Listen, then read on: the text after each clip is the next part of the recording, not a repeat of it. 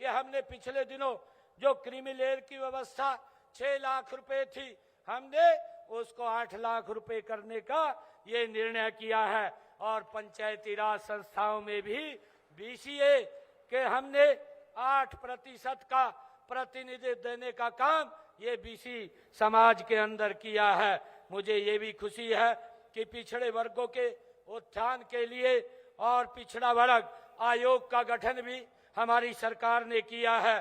पिछड़े वर्ग के बीपीएल परिवारों की बेटियों के लिए हमने पिछले दिनों 51,000 रुपया शादी के अंदर शगुन की राशि के तौर पर देने का निर्णय ये हमारी सरकार ने किया है।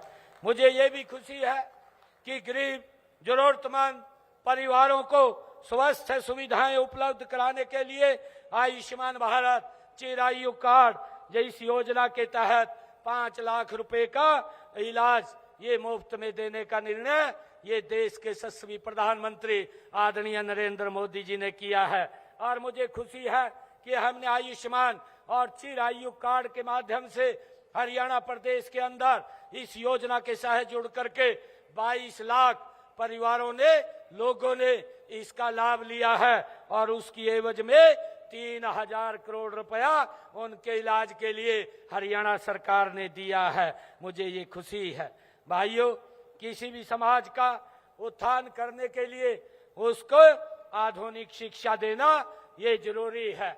और मुझे खुशी है कि हमने गरीब के लिए बच्चों की पढ़ाई का खर्च उठाना बहुत मुश्किल है, इसलिए पिछड़े वर्ग के समाज के ऐसे परिवार जिनकी इनकम 3 लाख रुपए तक की है, उन परिवारों को अगर देश में वो पढ़ाई करते हैं तो 15 लाख रुपए और अगर विदेश में पढ़ते हैं तो 20 लाख रुपए 4% ब्याज पर देने का निर्णय ये हमारी सरकार ने किया है, ताकि बच्चे अपनी पढ़ाई को अच्छी तरह से कर सके।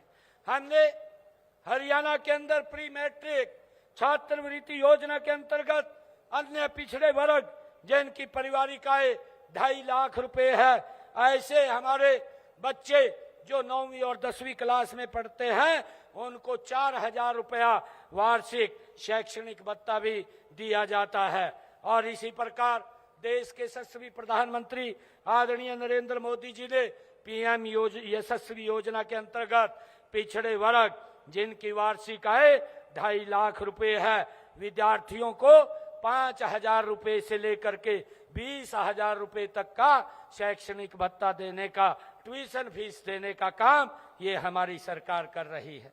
और मुझे ये भी खुशी है कि हमने पिछले दिनों ये निर्णय किया था कि हमारी जो बेटियां हैं अगर वो उच्च शिक्षा भी लेंगी तो उसका सारा का सारा फीस का खर्चा हरियाणा सरकार देगी, माँ बाप के ऊपर कोई उसका असर नहीं पड़ेगा। भाइयों, मुझे ये भी खुशी है कि हमने प्रदेश में 1,80,000 से कम आय वाले परिवारों के विद्यार्थियों को 12वीं कक्षा तक फीस हमने उनकी माफ की है तथा मुफ्त पुस्तकें, वर्दी और लेखन सामग्री भी दी जा रही है। ऐसे परिवारों की बेटियों की हमने 12वीं तक तो सभी बच्चों की फीस को माफ किया है और 12वीं से ऊपर बेटियों की फीस को भी माफ करने का काम ये हमारी सरकार ने किया है। मुझे खुशी है कि हमने पिछले दिनों जो संकल्प लिए थे, हमारी सरकार उन संकल्पों को गति से आगे बढ़ा रही है।